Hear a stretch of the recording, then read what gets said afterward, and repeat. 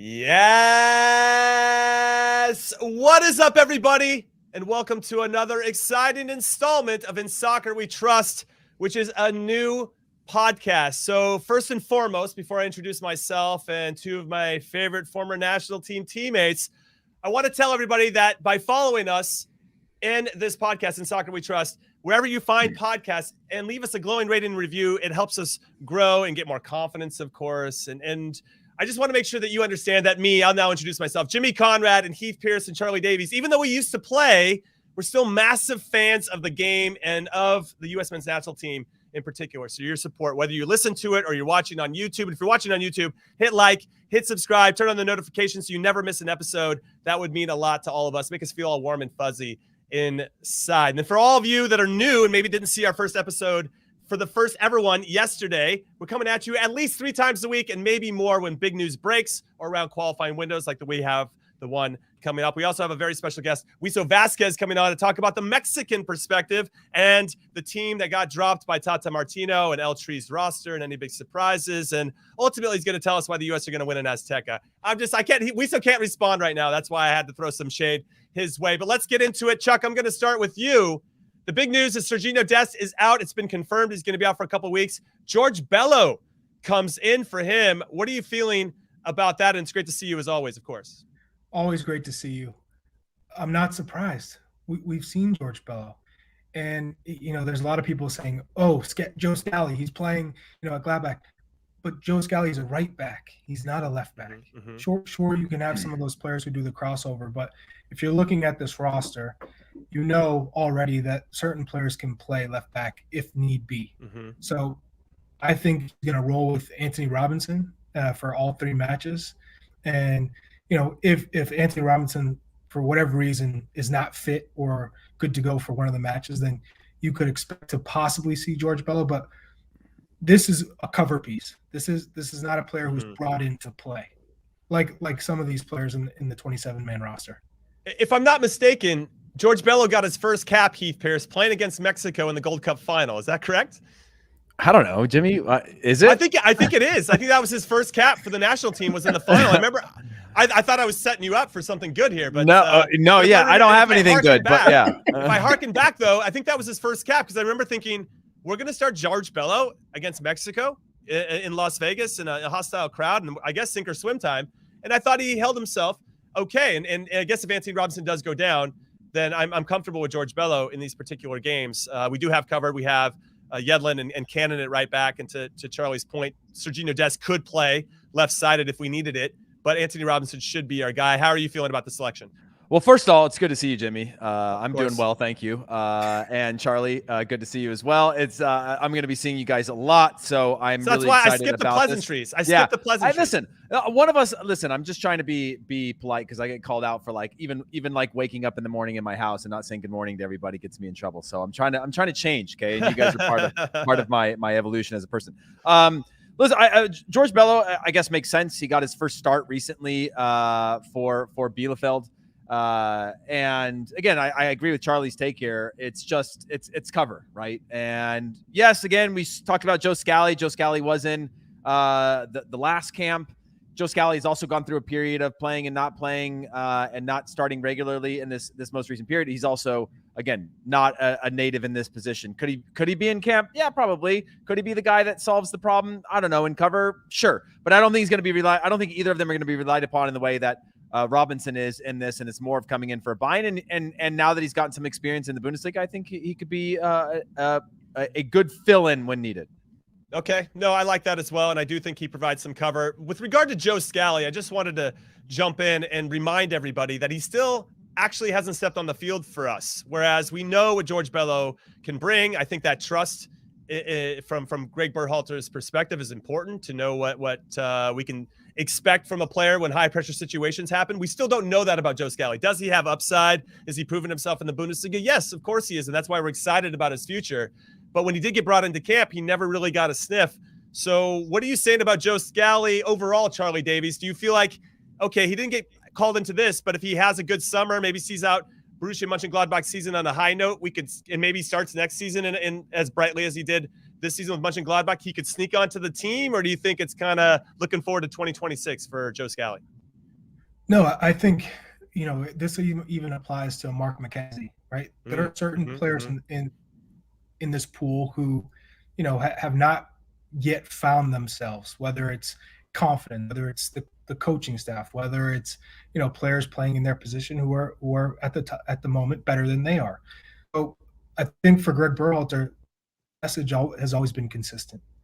You will get your time if you're playing consistently with your club and performing. So it's not even just about playing, because if you look at Josh Sargent, yeah, he's been playing. He's been playing right wing. You're not going to get called into camp to play striker for the U.S. men's national team. And on top of that, you haven't produced. You've been defending largely from the majority of these men. So I think like Joe Scally, Mark McKenzie, some of these players who have been into camp but still need time to find themselves and to get going. And you all know, when everything clicks and you're playing in Europe and you're starting to play consistently and you get in a groove, and not only are you feeling yourself, but your teammates can trust in you and believe in you and the coach, everyone's going to take notice of that. So I think Joe Scally just has to continue to work hard, put in the work, and then when his time is ready, he'll get the call.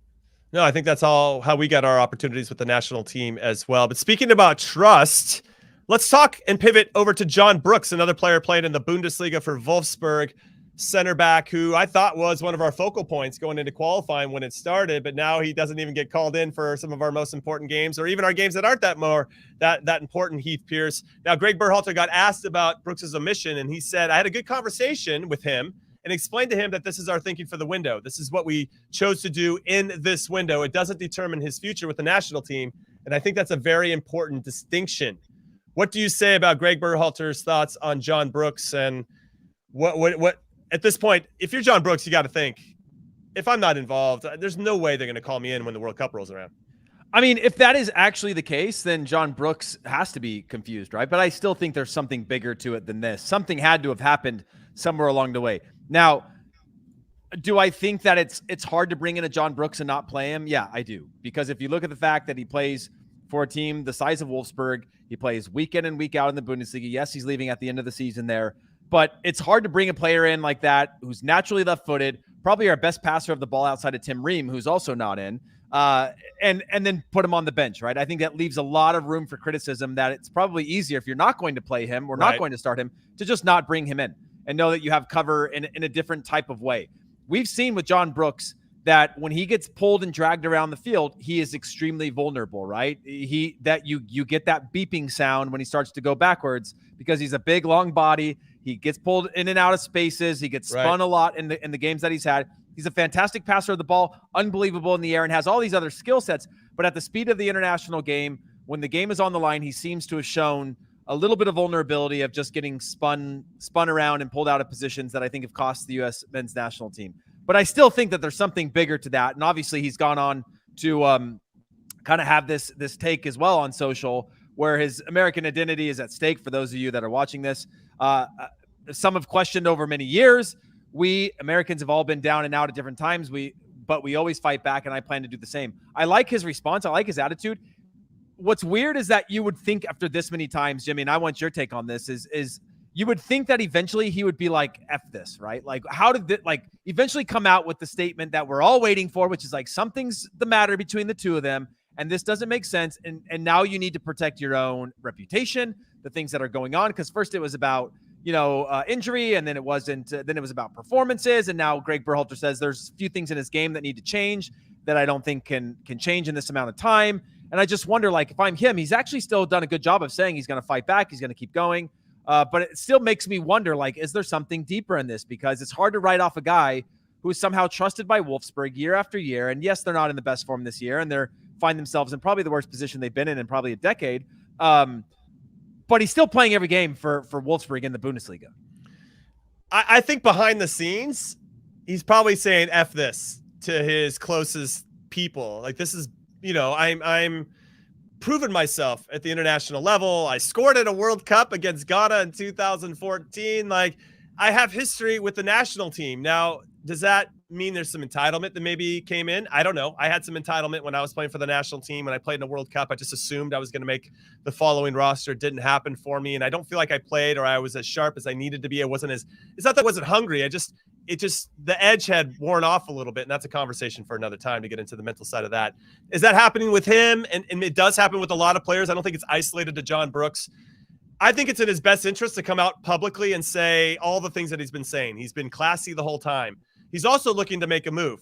Yeah, this summer, right? He's already announced he's going to leave Wolfsburg. MLS. and if he comes to MLS, okay, but it doesn't look good for him PR wise if he's out there going, Greg Berhalter's a dick. I never wanted to play for the team anyway. The guy doesn't know what he's doing. Like, would you want to? Yeah, but Jimmy, that's social media, man. Like, it's the place where you throw all your quick emotions, and he's done a good job of not doing that. No, and he's done a good job. Obviously, there's a ton of discipline in that, because it would be very easy to get emotional and have a quick emotion, as you mentioned.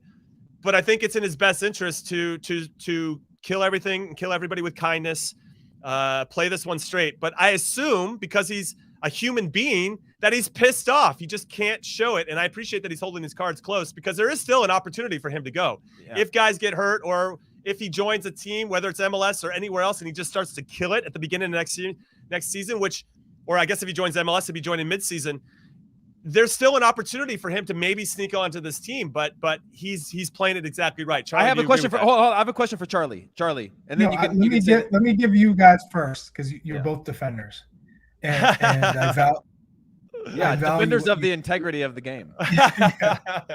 and I value your opinions when it comes to that ability, and playing, because there are certain players that you've obviously played along the back line. No matter how good they are, you for whatever reason can't get on the same page. When I'm looking at John Brooks, and there's a lot of people saying, hey, he's the best center back in our pool, but ultimately he's not the quickest player, and he can get caught out of position, especially when he's tracking strikers into the midfield. Is he, what my two question is he, one, the best center back in this pool? And two, who's his best partner? If he is the starter for the U.S. national team, let's say he's starting in the World Cup, he has this miraculous turnaround. Who is his partner? Who best complements his skill? Yeah, Jimmy, go ahead. I want to add a little context from my own experience. Yeah, that's a good question. When I became a center back later on in my career, I prided myself on being, when I'm in a back line, this is my back line. I'm going to own this. And I know, Jimmy, yours was similar, right? And I know that you played at the national team, you were coming in and you had to adapt to that. But I prided myself in that. And then when I played with Jamison Olave with New York Red Bulls, I was like, this is my back line. When I say step, we step. When I say drop, we drop, right? I need to move this line to make the game easier, more predictable for people around me. He didn't listen to any of it.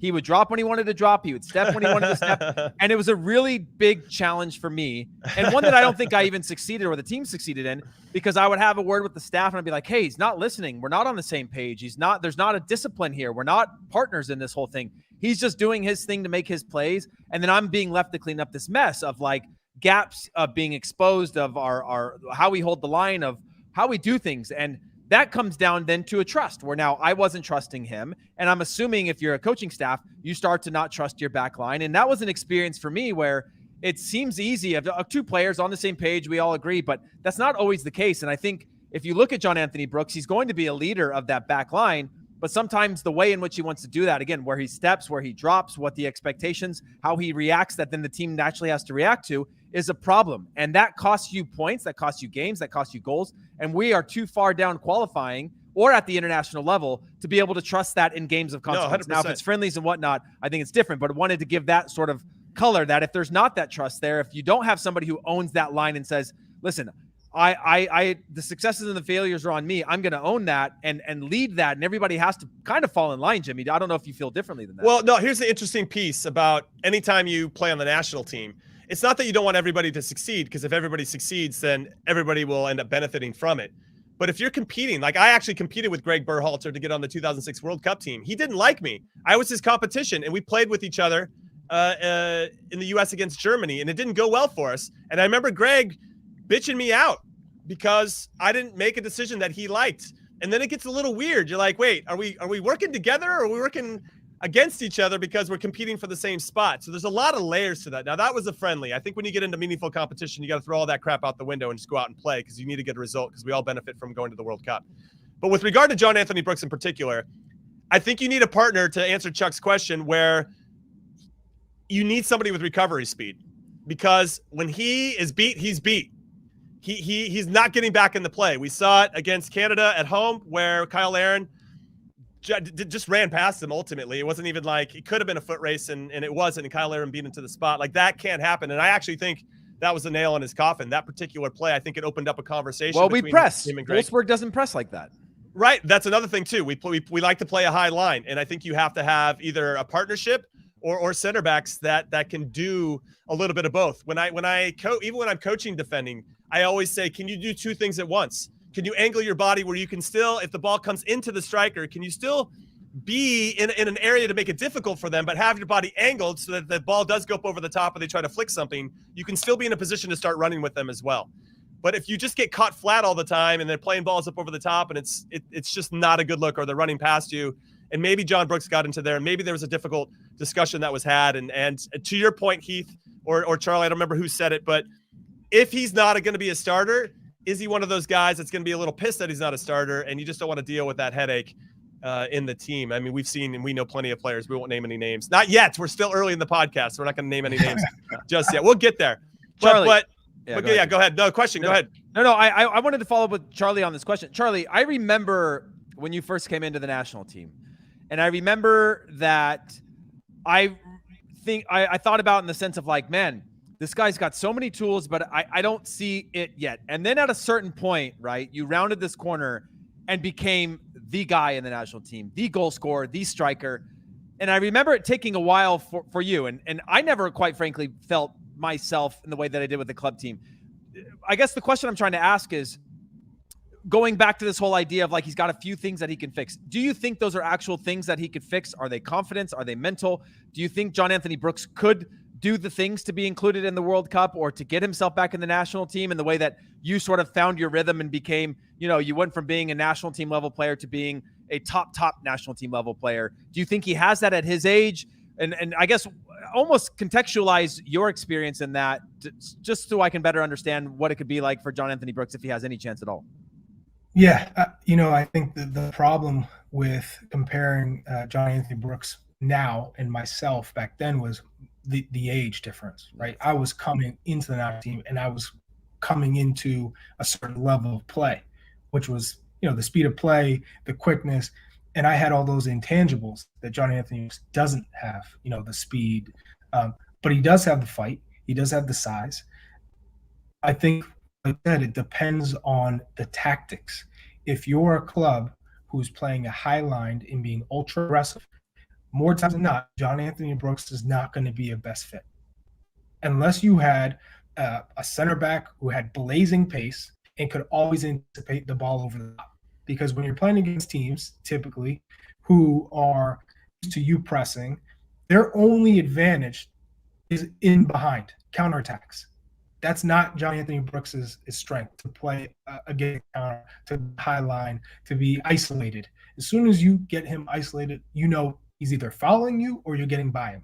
That's going to be the confidence from any striker he's going to be playing against at that level. Now, I think for myself, even at the under 20 level, I always felt like I knew I could produce. I knew I could be at that level, but I couldn't slow myself down. I was just so eager to impress, so eager to get in behind. And I was always looking to make those runs and be on the score sheet. And then, I think it had to be my coach, Tony Gustafsson at the time. He really helped me understand how I can get the best out of myself and how that benefits the team. And it's not necessarily goal scoring. It's, okay, the hold-up play. Can you just hold up the ball and link other players? Can you make decoy runs? Not necessarily always looking to get the ball with your runs, but maybe you're opening space for other players. Can you be someone who can dribble and combined, add different elements to your game? And, being in the Confederations Cup, that was when it really clicked for me. I came in off the bench in the first match against Italy. There's a corner kick that came right to my head. I looked at Gigi Buffon. It cleared the first defender, and I was thinking, oh my God, this is it. I'm going to score. And then I glazed it over. So for me, it was the match against Egypt that I felt I earned it through the training session just before. And it was my time to kind of shine and slow things down when I got on the pitch, and it worked. And then I never looked back. So I think for John Anthony Brooks, it's really, okay, I just got to start putting performance in by performance and try to grow with it. And obviously Wolfsburg is playing much differently than the U.S. men's national team. So know what Greg Berhalter wants. You have to do it with your club first and have that transition back to the national team. Yeah, what I would say very quickly is I love the point you're making about that opportunity, that you created that opportunity, and then when it came to you, you took advantage of it. I guess the big thing for John Anthony Brooks is, will he get that opportunity again? Now, I want to give a shout out to Kai718, who has been supporting us not only here, but also for the U.S. Men's National Team Hour and the Que Golazo podcast. He is an OG supporter of what we've been doing. We love you, Kai. But he came on and said, one of his comments, you could argue, and Heath, I'm going to come to you first because I'm a little hot about this. I'm a little bit incredulous. You could argue that John Brooks is the best national team center back we've ever had. And I just put some respect on Eddie Pope's name, everybody. Put some respect on Eddie Pope's name. Maybe Carlos Bocanegra, Gucci. What? I need a second. Take it away, Heath. Yeah. I mean, you could argue it. That's the whole point of an argument. You can argue anything you want. I mean, you can argue anything you want from any perspective. I do think when John Anthony Brooks was at his best, and you look at him when he's on the ball, the size that he has, the qualities that he has as a center back compared to those of your best center backs from Germany, he actually matches up well with a lot of the out speed aside, which a number of top center backs in the world don't have. Good in the air, great passer of the ball, left-footed, very clean. He certainly fits into that conversation. But again, he's playing in the back three now more often than not. He gets pulled out of positions. He needs the game to be set up in a certain way. Now, in the modern game, at the speed of which you have to play, the way in which the national team wants to press, I don't think he can be in that argument because it is a system-based, bringing out the best qualities in him. I do think that the national team has struggled with distribution, not having him on the field and being able to change the point of attack, or a player that can hit a long switch of play or slow the game down with his passing and things like that. He's got a lot of those skill sets that put him in the top category of our historical national team defenders. But when I think about that wider world of it, those players brought a different type of skill set, which we can go down the list. I know Jimmy's heated about that. Charlie, I don't know what your take is from the different generations. Wait, Kai doubled down and said that Brooks is better than all of them. He doubled down and said he's better than all of them, and I'm sorry. What? Charlie, I need your 2 cents. Go. Heath is going to get under your skin. Aguchenyewu was better than John Brooks. Carlos Bocanegra was better than John Brooks. Eddie Pope was better than John Brooks. Thank you. Now, don't let that take away what John Brooks has done. I won't. The player that he is. As long as you don't say Jimmy's better than John Brooks, then I'm good. No, Johnny Bornstein was a better center back than John Brooks. I'm not looking for that. That's not who I'm saying. I you actually say my were, name. Jimmy. You actually were. No. I'm going to give it to you. Listen, my talent was commitment. My talent wasn't like the talent that we think about. My talent was commitment and discipline and trying to get better than I was the day before. It didn't necessarily mean I hit the heights of John Anthony Brooks, who I think is a tremendous player and he's got great feet. But I just maybe if he'd stayed healthy. I mean, if Gucci didn't hurt and have that significant knee injury, he was playing at some big clubs around the world, and I think he would have showcased what he's about. I got to play next to these guys. I went to college with Carlos Bocanegra. I've been around these guys, and obviously it would help and so my bias, there was going to be some bias. Look how small Jimmy's quads are if you're watching. I know, man. I mean, even Charlie in retirement has bigger quads than me. Does he have calves? No. Jimmy just got fight, dude. That's what he's got. That's it. I got fight. That's my talent. There's a little monster inside of that body of his that just went hard all the time. It did. That's it. I would have loved to see Jay Demerit and Jimmy Conrad side by side in their We primes. did. We played in the Copa America together.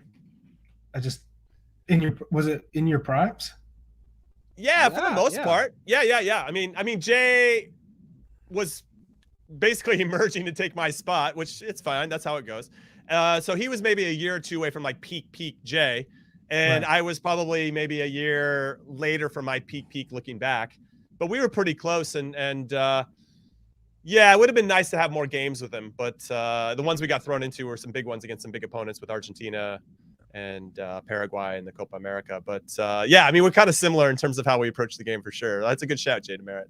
All right, everybody, we're going to take our first and only break. But when we return, we're going to get Wiso Vasquez on to talk about the Mexican perspective, to talk about El Tri, Tata Martino, and the roster that dropped for them and his hopes and dreams heading into this international window, the last one before we determine who's going to the World Cup from Concacaf. Don't go anywhere.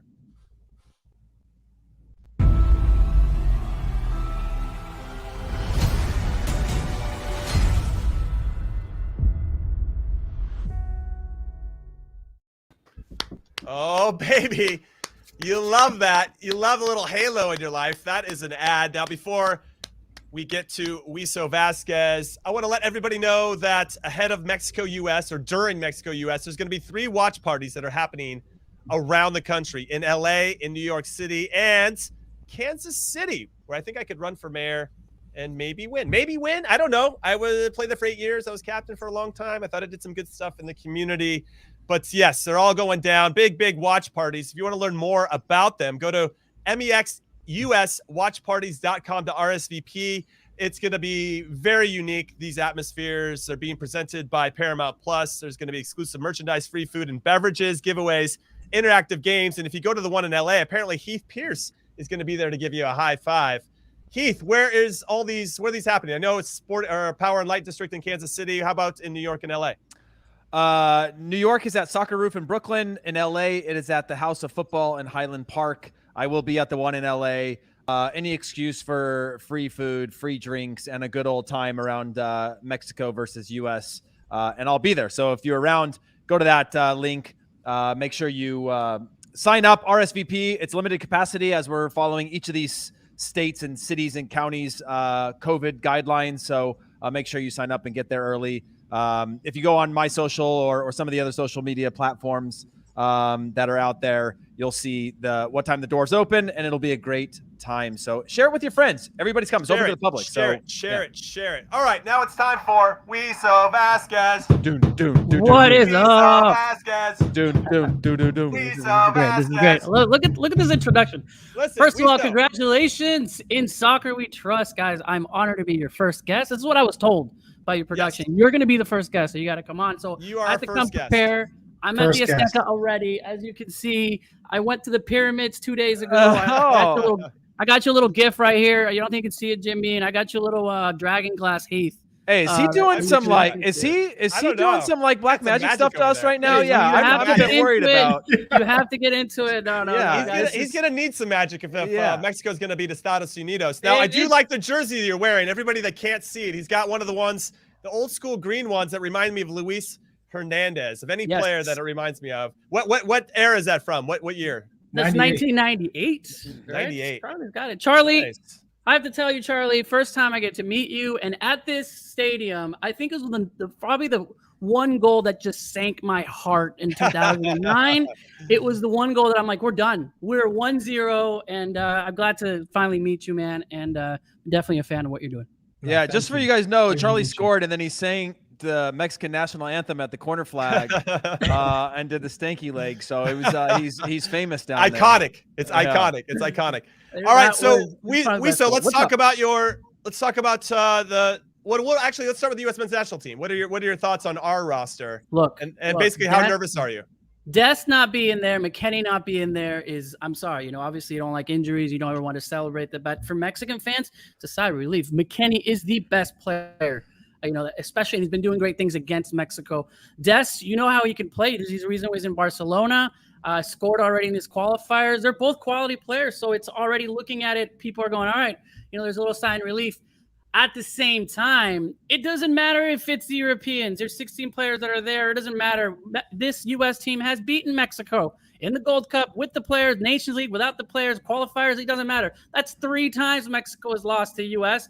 And if any Mexico fans are like, we're good, we're at the Azteca. No, this is the most nerve-wracking game we have. We're looked at. The black magic has started. Everyone's looking at this because it could be detrimental if the U.S. scores early. The pressure. Mexico's already, looked bad against teams in the Azteca. So I'm hoping for the best, but it's scary out there. Scary. Yeah, no, it is definitely scary. Charlie, you got any questions here for Wiso? I know he was, showering you with love and admiration before, Hey, so maybe he just wants an Don't autograph. don't let that compliment, Charlie, take you back from asking the tough questions and Ask the attacking tough questions that this Wiso Mexican national team. Go, Charlie, go. Don't let him try to talk you off that by giving compliments.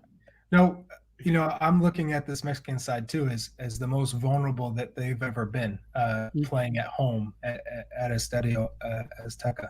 So when I'm looking at this lineup, what stands out to you? Because I know Diego Lainez for me is one of the biggest threats that this Mexican team has. Although he hasn't been playing with his club, he's been on the bench, which is great, but he hasn't been playing consistently. And you're looking at another player like Chucky Lozano, who has been, has had COVID in early January, has been injured with the shoulder injury against Panama, just has only played 2 matches. It's not like your players at the same time, the big time players, Raul Jimenez has struggled with form, have been sharp. So going into these matches, knowing everything is you're playing for everything, what are you most looking forward to in this matchup against the United States? Yeah, Charlie, you've said it. Everyone's looking at Diego Lainez, and a lot of those U.S. fans love Diego Lainez, by the way, because he's not playing, but he is a dangerous player. I think specifically with this lineup, we're a little bit more excited because the players that are playing well are playing in great competitions in Europe. Héctor Herrera, with Atlético de Madrid, playing really well, right? We're seeing that some like Raul Jimenez in the other qualifiers was coming out. At least he's playing. Chucky Lozano, although with the injury, is coming back. That's probably the only question mark. Tecatito Corona is doing well, really well with Sevilla and is playing in the Europa League. So at least the top quality players with experience have been playing regularly, which that wasn't the case in the other qualifiers. People wanted Héctor Herrera off the team because he wasn't playing well. Now coming back with his Champions performance, look at what he did against Manchester United. He's a starter. These are good times, at least with the players that we're looking for to be an impact on the field. Then comes Tata Martino, who all of the fans, everyone you talk to are kind of just going, what is happening? I know the U.S. has some question marks on Berhalter's choices, but Tata Martino, for example, not having Alan Mosso, which we saw against, in the Pumas game, what he did playing there, not having Acevedo as 4 keepers, and people keep questioning why you're bringing 4 keepers and not having one of the young keepers that are there, and that's where we kind of question what's going on with the relationships that Tata has. For example, Chicharito, you all know him. It's what we call here a capricho, meaning there's something going on and Tata doesn't want him on there. If it's a disciplinary thing, it's for what? We've seen 6 months, but it's people are just kind of questioning that. Wiso, that feels like a John Brooks issue that we have with Greg Berhalter, the Chicharito thing.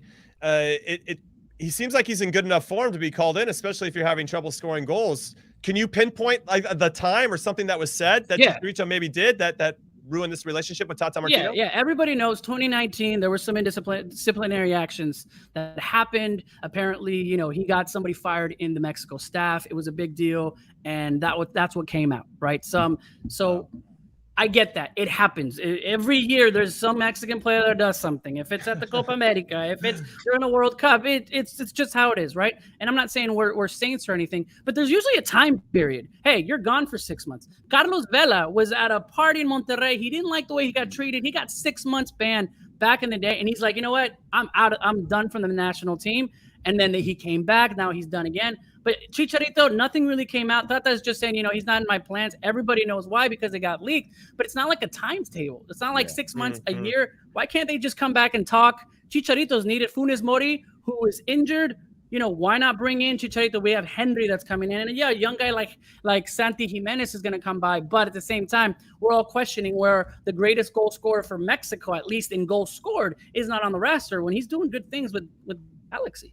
So there's a couple things right there also with our coach. Yeah, I fully agree with that. Plus, Chicharito only posts like Buddhist quotes on his social media now. So like he's he's calm. Everything's about the world, the earth, his feet touching the sand and all of that stuff. So I thought maybe this would woo this mentality back into the national team, which it hasn't. But let me ask you this, obviously, with this upcoming window, you have 2 home games, right? And then you have the U.S. U.S. is one of them. But you're playing against Honduras. You're playing against El Salvador.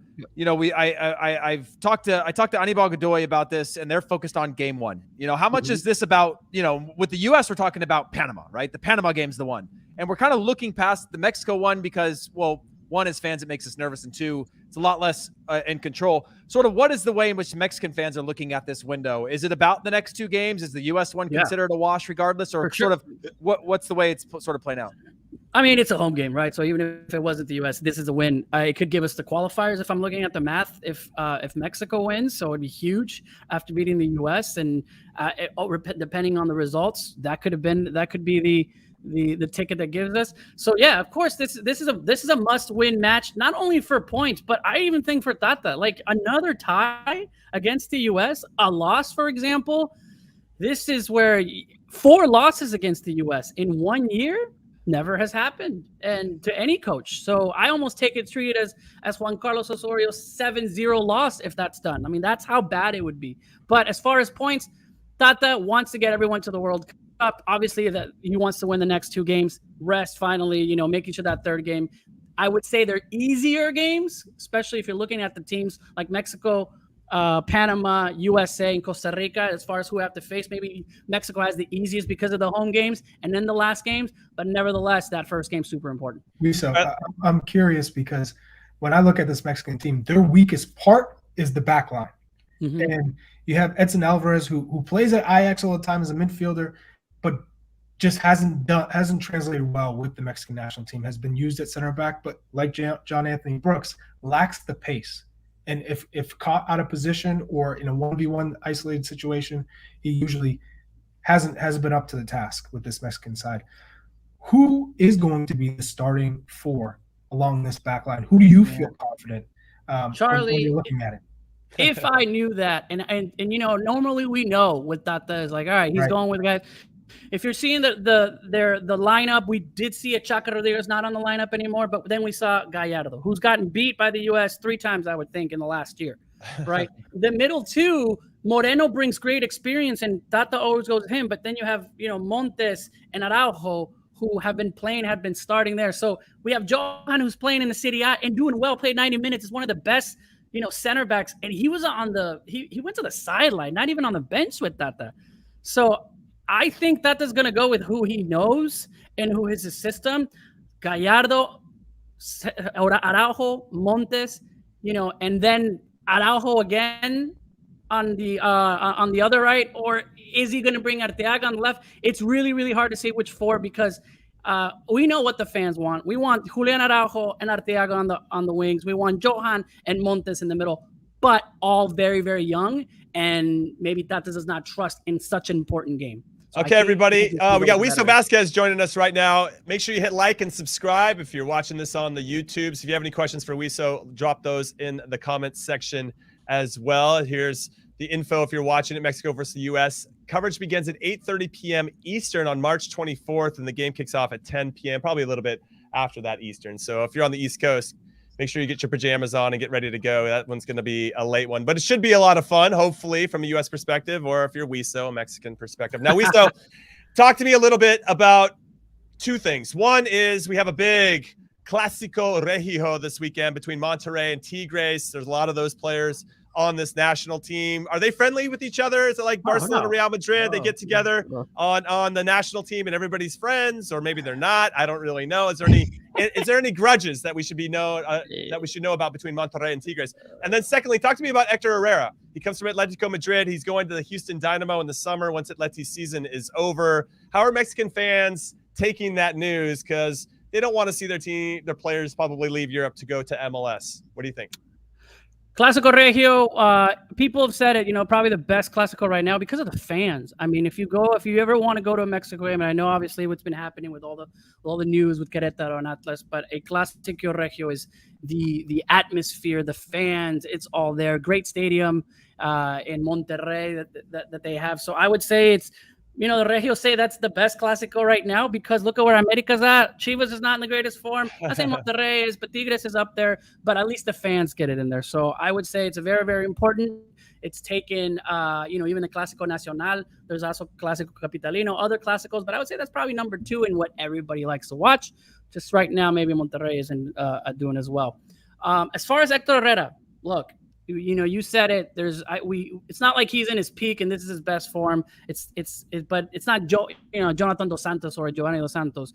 But it looks like look at what he did against Manchester United. Look what he's doing in Champions League, and we feel like there's maybe more years that he could have had in Europe. But then again, I'm one to say, that's his, his choice. If he's going for a lifestyle, if he's going to be there and continuing to at least be playing, Hector Herrera, more power to you. We all have our choices, but at the same time, how can you say it?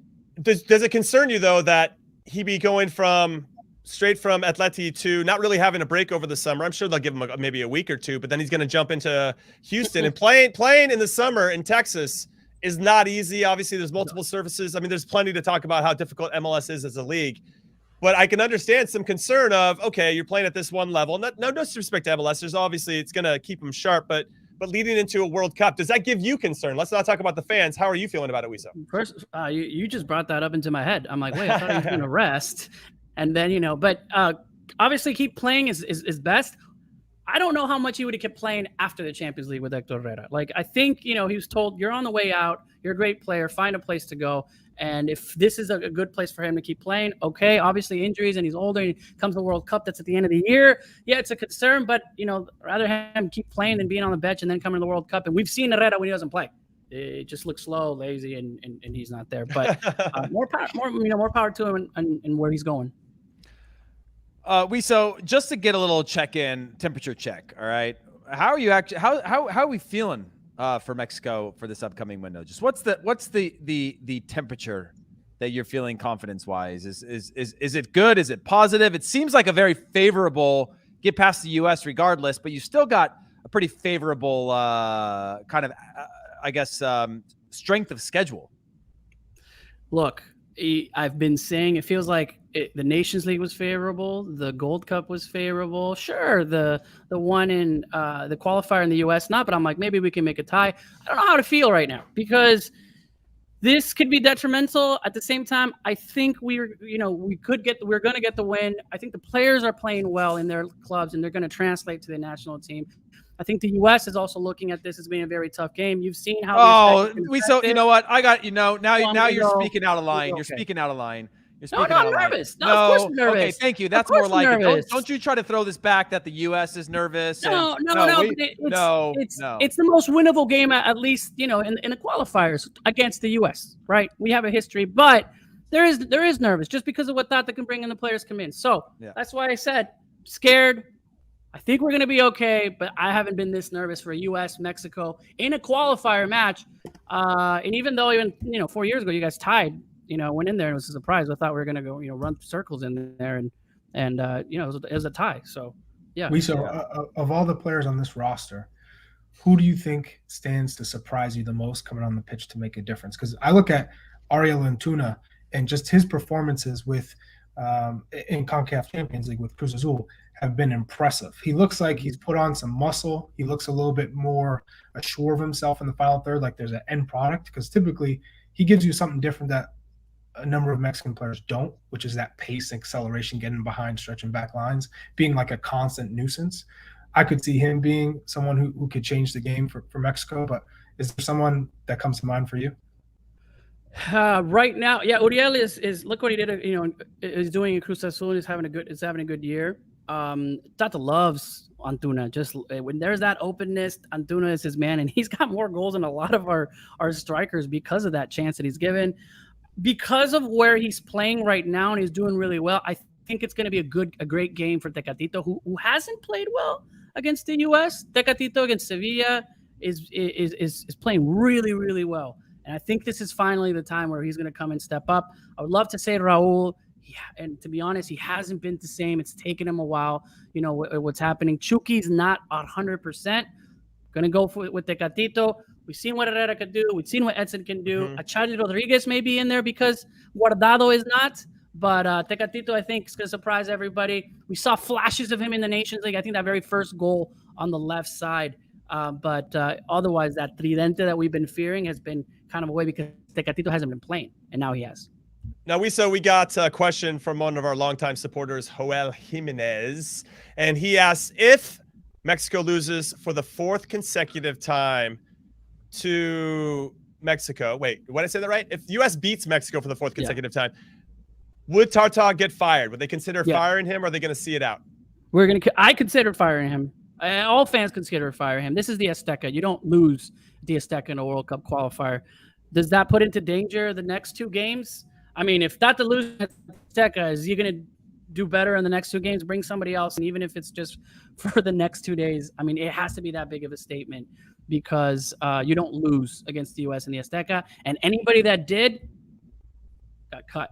So Yeah, it's unacceptable. Unacceptable. Not acceptable. All right, No. let's move this along to the Concacaf Champions League because we're down to our final 4. The Sounders doing the business last night. Very professional performance, a 1-1 draw against Leon, and then we saw. You guys know Leon is my team, right? Like that's my team. Now I know, and I'm sad for you. It looked like the coach was ready to cry at the end because he lost to an MLS team. The real tears. I love to see it. NYCFC barely squeaking by Comunicaciones from Guatemala. So those 2 MLS teams face off against each other, where Cruz Azul ends up going through, taking care of Montreal very professionally over 2 legs, and Pumas with the epic comeback against the New England Revolution. And actually, Charlie, I'm going to come to you first because I know you call the New England Revolution games and a former player for the club. What the hell happened? Tell me what happened, Chuck. Just poor execution of tactics. When you look at that game, there's no excuse for the New England Revolution to not go through when you win 3-0 at home. You should be able to score 1 goal on the road. You should be able to prevent Pumas from scoring 3, just because you knew how they play. You knew kind of the players that they possess, kind of the quality that they have. There wasn't a player that was necessarily going to be able to change the game like a Carlos Heel. But because you just defended for 90 minutes, essentially, and you had some chances that you just squandered, you took the power of your team, which is playing through Carlos Heel and playing, on the counter, using your counter press, keeping possession, making them chase the game. You did that in the first leg and created a ton of chances. But in that away leg, it was very disappointing because they just didn't execute the game plan, because it wasn't about the players who played, although some of those choices could have been different. It cost Sebastian Lletget a World Cup spot, Charlie. Yeah. You know what they needed? They needed some snow. I don't know if that game was going to do it for them. I think they needed snow on the ground. They needed snow on the ground to make it happen. Wiso, what were your thoughts, or what were the thoughts of the fans? Right. I mean, it seems like 3-0, whatever. Go back to Mexico. We're gonna dunk on you guys. Not that they dunked on us, but they seemed like they were in complete control from minute 0 to 90. When it came out, we're like, wow, Pumas really got the 3 goals scored on them. But then you looked at the game, Seoul, where they play it. It's a very tough stadium for anybody to go into it, and it's not the Azteca or the mythical Azteca, but it's a tough stadium and how it is. And for some reason, I think in Mexican fans, if anybody's going to do it, it's Pumas, who has a history of coming back in the playoffs down 3 to just go out there with players like Mosso. Just, everybody, I think when they came out of the field said, we're going to do it, taken to what Bruce Arena said, no, they need to score. I mean, that's all over news over here in Mexico.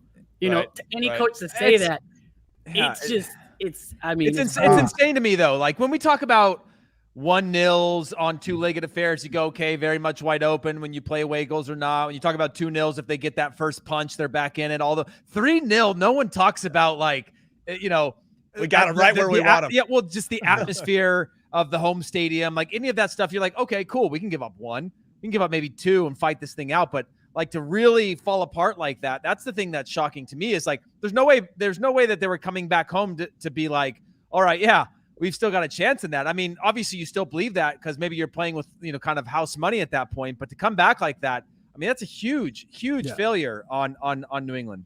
Okay, so let's look forward then. Semifinals, we have the 2 MLS teams pitted against each other, the Sounders against NYCFC, and then Cruz Azul taking on Pumas. So we're gonna get the MLS Liga MX final that I think we're all looking forward to, and that is going to be an unbelievable game. So I'm going to come to you first, Wiso. Who do you like to go through over 2 legs between Pumas and Cruz Azul? Hey, do you guys have it the other way on, like face-off Mexican teams and MLS teams in the semifinal like this? I think I'd like the semifinal of MLS versus Liga MX, but at least we have a chance to at least have one. Like everyone's like, here you go, we'll sign it. Well, at least one of us is in the exactly. We need that. Okay. We need that. Okay. All right. For us, even though Cruz Azul is a team, what Pumas showed, and what they can do, especially coming back, I like Pumas to go through and be on that final. Yeah, even though Cruz Azul probably is a better team right now, better players, but I'm liking Pumas to go through just because of what happened. They're ready to go, and I think that's psychological too. Or be like, look what we can do back home. So be ready. So wow, okay, I like that. It's a bold shout. How about you, Heath Pearce? Who do you like, Sounders or NYCFC? I mean, Sounders. I think Sounders have historically shown that they're a team built for games of consequence. They usually go into things not as the best team, but they know how to play those types of games that we've seen, especially domestically in Major League Soccer. I like the way the team is built in terms of depth. And again, being able to go into big games and take what the game gives them and adjust to that. So I like Seattle Sounders to be our best chance, at least for MLS of I say MLS because we really need MLS to win a CONCACAF Champions League, that for the league's sake, for our own confidence as a league, for our own confidence as people in the U.S. that are supporters of Major League Soccer. I want to see Seattle reach the final. Okay, you think they have the best chance to win it. How about you, Charlie Davies? People still disrespecting the defending MLS Cup champion. I mean, God, what does New York City have to do to get some love? Get a bigger banner. Get a bigger banner. Also, not in a baseball true. stadium. Also true.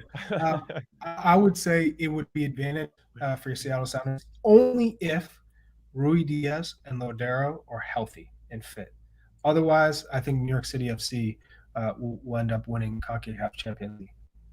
For me, I just want the team that I think has the best chance to win in a final, and I think the Sounders. If to your point, if Rui Diaz and Nico Lodero are both healthy, and I can't think the center back's name. He was runner-up for the Defender of the Year last year for Seattle. If he's available as well, and they get that spine of the team, yes, I love him. I think he's a fantastic player, and I think he was a big reason why they had so much success this past year. But if he's back on the team, they're just so solid, and I think that allows the players that actually are filling in for them to come off the bench and provide that depth that I think you're going to need to get through this. With all due respect, NYCFC. Yeah, but they shouldn't have gotten through New England in the playoffs. They shouldn't have got through Philly. Got a good draw there. Obviously, we're months after that. I get it. I like Seattle to withstand. As a Mexican fan, I don't want to go. I mean, they shouldn't.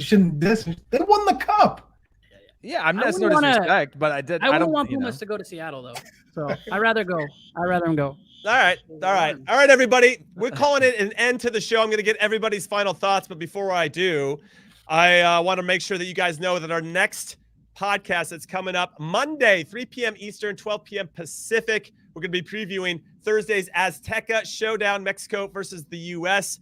We might even have another special guest lined up. That's our tease for that, so stay tuned. Wiso, I'm going to come to you first. Any final thoughts? And, of course, we appreciate you being our first ever guest on the In Soccer We Trust podcast. First of all, hats off. Congratulations on the new pod. Take off my hat.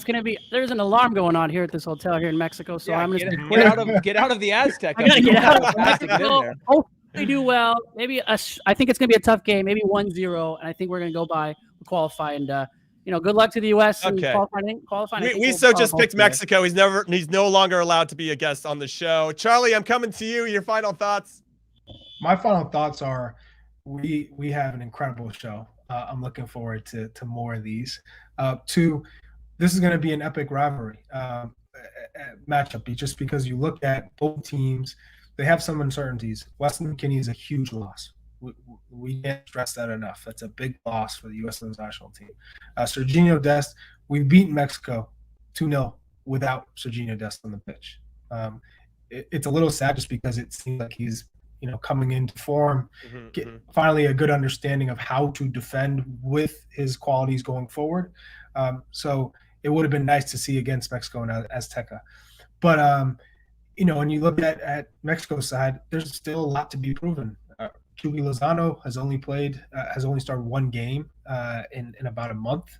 Then you're looking at, Raul Jimenez, who's not in form, who's still trying to catch up to his old self. So in the back line, who's been in shambles. This is a perfect matchup for the U.S. men's national team to go there and shock the Mexican side. It doesn't get any better of an opportunity when you're looking at this matchup.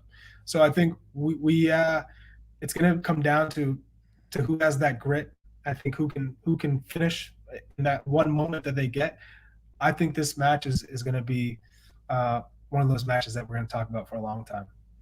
No, and I hope that. And we're going to preview it on Monday. As a reminder, 3 p.m. Eastern, 12 p.m. Pacific. On Monday as well, we're going to give away another $100 gift subscription to Paramount Plus. So make sure you come back for that. Hit that subscribe button. Hit like. If you're following us on a podcast or listening to us, make sure you, of course, subscribe and leave a 5-star review. And then make sure you join us for the live stuff so that you guys have a chance to win this $100 gift subscription. Heath, Pearce, I'm going to leave it to you. Final thoughts. Yeah, I'm going to take this off the pitch to anybody that's watching and or listening. Share this with a friend. We're rebuilding this community, obviously, on In Soccer We Trust, a brand new social handle, a brand new YouTube channel.